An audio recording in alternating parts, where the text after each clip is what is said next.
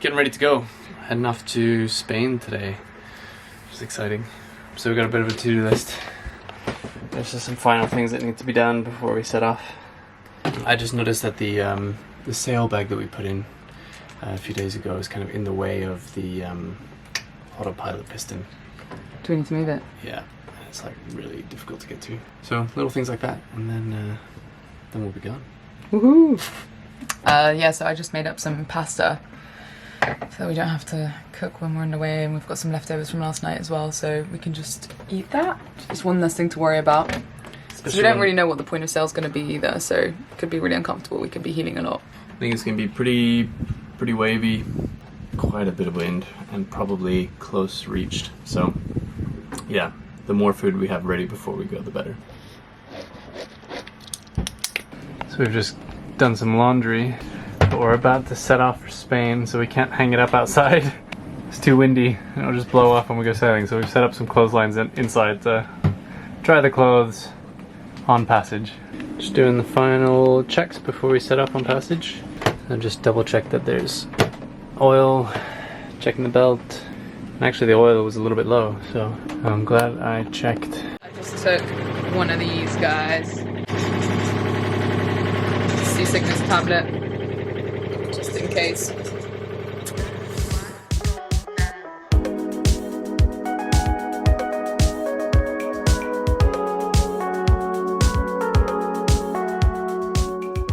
We are off, and we have good wind.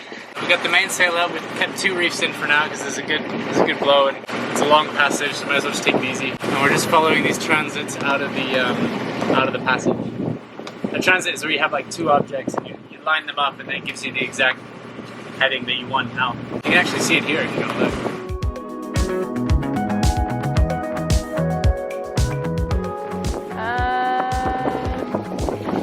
Okay, you can change your course. Really close to the rocks here. Which is why the transit's useful, right? Exactly. It was a 200 nautical mile passage between the western coast of Sardinia and Mahon, the capital of Menorca.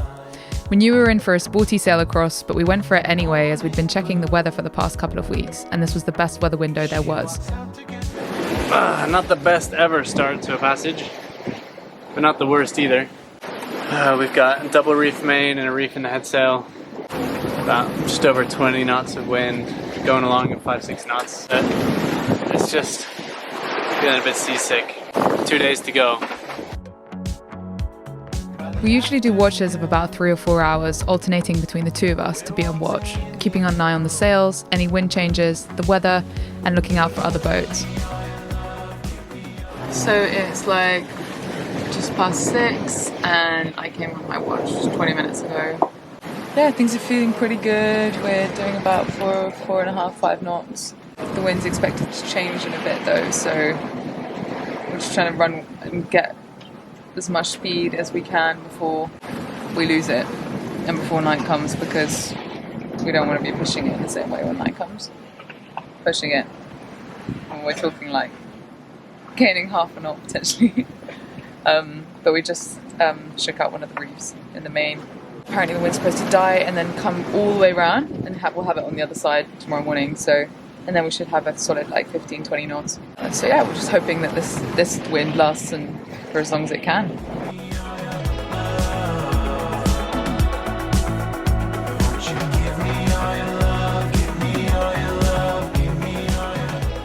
Making tea. Sounds like an easy thing to do, but massive commitment. I fell earlier and I had a spoon in my hand. This cushion was on the other side of me and I just made a massive stain on it. It's gonna be some peppery food, Alex. And the final touches in our gourmet pasta pesto with beans.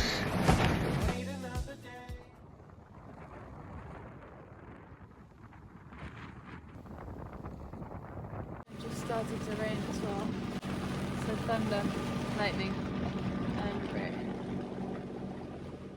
We're heeling over so much that the sink started bringing water on board. So we just closed off the seacock, and now we have to get rid of the water. And we could hear the bilge pump going occasionally. But it's raining, so I just thought, well, maybe it's a bit of rainwater getting in. It hasn't rained in a while. But this is clearly what it was. Yeah, it's been raining up on deck as well. Yeah, Alex. Oh yeah, I'll let you pee. Morning. How was your watch? It was okay. It was okay. The wind sort of dropped off. I had to start the engine for a little bit, and then all of a sudden it picked up. So I briefed the head sail a little bit. We're not close hold anymore. We're on a close reach. It's a little bit nicer. We look like we're doing pretty well. Yeah, we're doing pretty well. We've got our bed here too. We're sleeping in. Yeah, I'm looking forward to getting some Go for it. sweet, sweet sleep. Good luck on your watch. Yeah, I'll let you know. Right now. Yeah. Bye.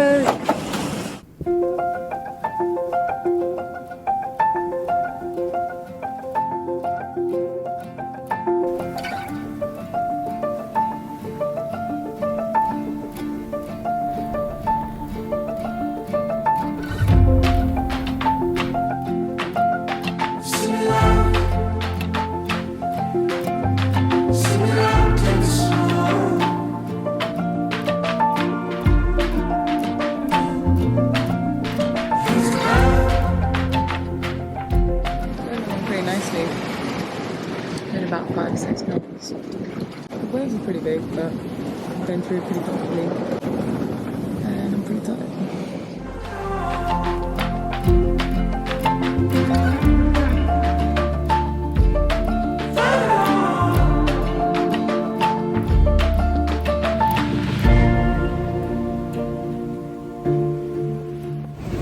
Good morning. Day 2 of passage. We're about halfway, I think, so pretty far to go. But we're kind of getting into the swing of it. We're getting used to being really uncomfortable, really wet. Ginger tea is better than coffee. There's a few things that, we're learning. 1, close the seacock in the head. 2, make sure all the hatches are really properly closed, like really closed. Also, not to put all the cushions out at once, because the cushions just get soaked from the humidity and from the spray and from this little river that we have going down through the cockpit. This one here.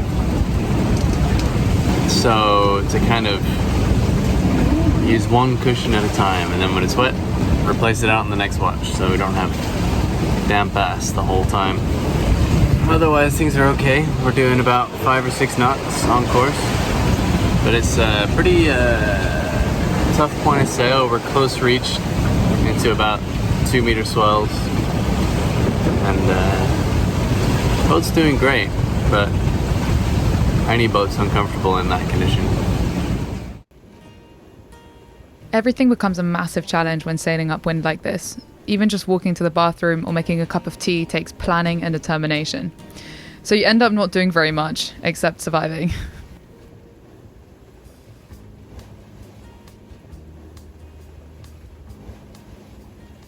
So when it's like this, we really do our best to not have to go up to the mast, not have to go up on deck, because that's where accidents can happen. So just left with a couple of reefs in the main, it's always easier to shake them out, and most things run back to the cockpit. And if we do have to go up on deck, make sure that we're strapped in, we're harnessed in.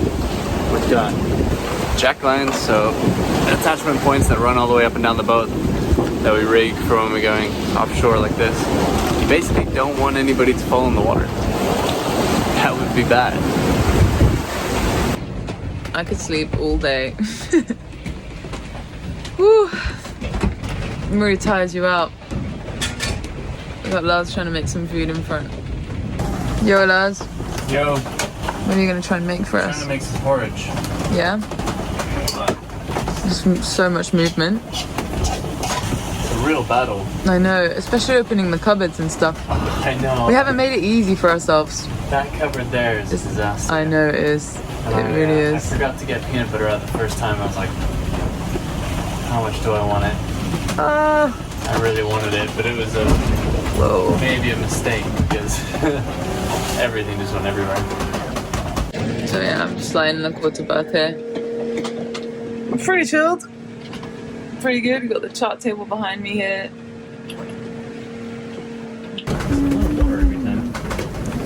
It is a lot. Our bilge pump keeps going off like all the time, and it's been doing that all night. Realised obviously that the seacock wasn't closed in the head and letting loads of water in, so that's the main reason why. But still feels like a lot. I feel like there could be something else. Yeah. Don't forget that the bow is also going under like every time, right? Yeah, I was thinking that. And that There's a big hole where the chain goes in. and the Samson posts aren't. Like there's quite a few holes in there, isn't there? Yeah. How far have you got with the porridge? So I put oats, seeds, and peanut butter into a pan. Okay, What should I do next? whack a banana in there. Life gets pretty simple. We sleep, we eat, and we keep the boat sailing. Maybe a podcast every now and then, and a trip to the toilet. And that's pretty much it. That's like all you have energy for. It's Yeah, all I know. It's all you can pull off. Making food is the hardest one. Making food is a complete ordeal. How are you feeling? Okay. I'm beginning to lie down a little bit. But Okay. What did you say? fridge squat. Look at this. And the final touch. Jam.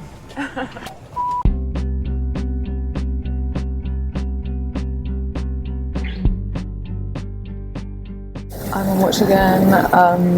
It's like 2:20 on day 2. Jamming out, listening to some tunes. We're going really fast. We're doing like 7 knots. I've seen it go up to like 8 past 8 already. So looks like we'll be getting in earlier than we think if the wind stays this way, which is kind of cool. Yeah, just trying to do some stretches and things because my body's feeling a little bit stiff. But it's a bit difficult without falling everywhere. I never really learned my colors. I never really see you blush. So, how are you feeling? Like we're going faster than I thought we would.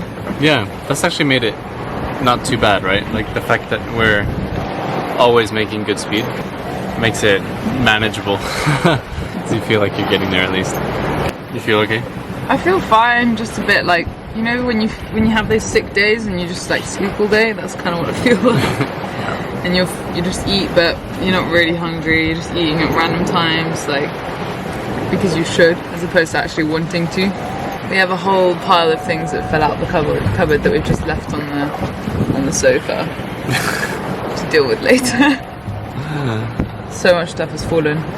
B-roll, B-roll, B-roll.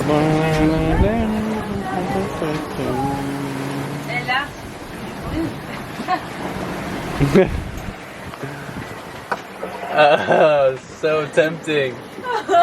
I thought it would be a good idea to make some extra porridge just in case. Just in case what? Well, I thought I would have more in the moment. And then we didn't. And now it's just like a horrible, gloopy, porridgey thing. It doesn't actually look that bad. I don't think it's as bad. You want to serve it up? You want to add some more water to it maybe? Yeah, yeah. And then Okay, heat it up? do you want it? Do you Yeah, want okay, let's do that. It's a shame to waste it. Yeah, we're not going to waste it. Alright. Wow, what a turnaround. Wow. Go us. I was just doing some checks up on deck. Looking around, making sure everything looks okay, and I noticed that the bottom of our vang has actually started to detach from the mast, which is not great. It's one of those repairs that is like, I don't know how to do it. Yeah, I think basically what's happened is that maybe we haven't released the vang enough when hoisting. Maybe pulling in on the halyard when it's reefed is like put a lot of force on the boom to pull up, and then that's just sort of like torn the vang from the mast. I'm really not sure, but it's not great. So it's going to be another thing to repair when we get to Spain. Orzo round 3, baby. I think it's the third round of Orzo in 2 days. I never really cared for Navy. I never really cared that much.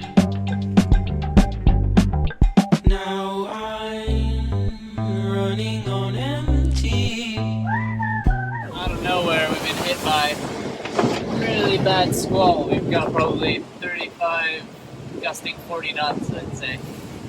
It's pretty intense, so we've set the main sheet out all the way to spill the main, and we're hobbling into the port here. Hard to say how long it'll last. We just try to weather through it and then get to the other side, but it's persisting for quite a while. I'm glad we reacted quickly. We had the main sheet sort of ready to go. But it's crazy how fast it happened, right? Yeah, like, that was so fast. we're just chilling. I mean, I was coming out to watch. Just came up. I literally just came out. Things were pretty relaxed, and we were talking about getting another sail out. And then it started picking up, and I said, "No, let's like wait and see." And then all of a sudden, whoosh! And we're in a pretty big, like, it's pretty serious all of a sudden. It's 4 o'clock in the morning. We just made it into Mahon and pouring with rain. That squall is still going. Yeah, both pretty tired. I'm like really hungry. So having some pasta and then we're just gonna hit the hay, I think. Feels good to be here. Except where we are, we're the only boat anchored, so it might not be an anchorage anymore. We'll find out tomorrow, I guess. Celebrating having arrived in Spain after a pretty crazy passage. How are we celebrating? Some pasta. Reheated pasta pesto, only the best. We were right in thinking that where we were was no longer an anchorage. We got woken up early the next morning by the harbour officer asking us to move to the only designated spot much further away. Pretty tight.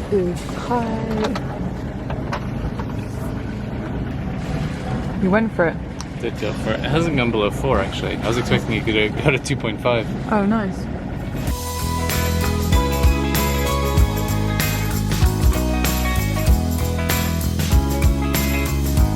So we're in Mahon and we got asked to change anchorage this morning and we've come to the new one, which is really nice. Pretty busy, but we're starting to see more boats that look like cruisers as opposed to just holiday goers, so it's cool. That's really nice actually. Yeah.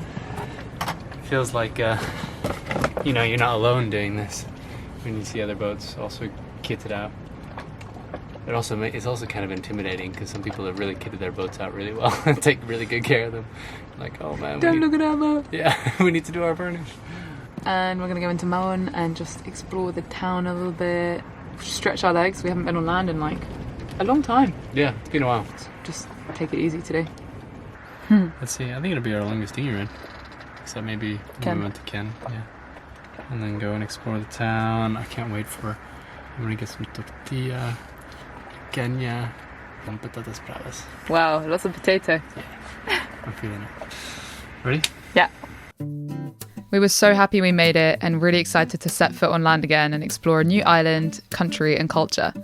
Mahon is the capital of Menorca and is located on the eastern coast of the island. It's a really interesting place to visit with beautiful architecture, a rich history, and the city setting itself is lovely. The buildings reach down to the water and in the background you can see stunning greenery. It's home to one of the longest natural harbours in the world, which is 5 kilometres long.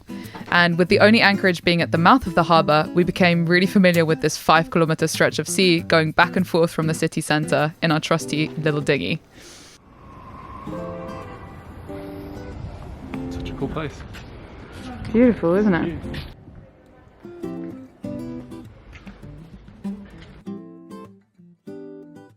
Thanks for following along and see you next time. Join us next time as we explore the beautiful city of Mahon some more, as well as the food it has to offer. We roam the city to try and find a welder who can help us repair our broken van, and we finally leave Mahon to head down the southern coast of the island and get ready for living off-grid in secluded bays for the next few days.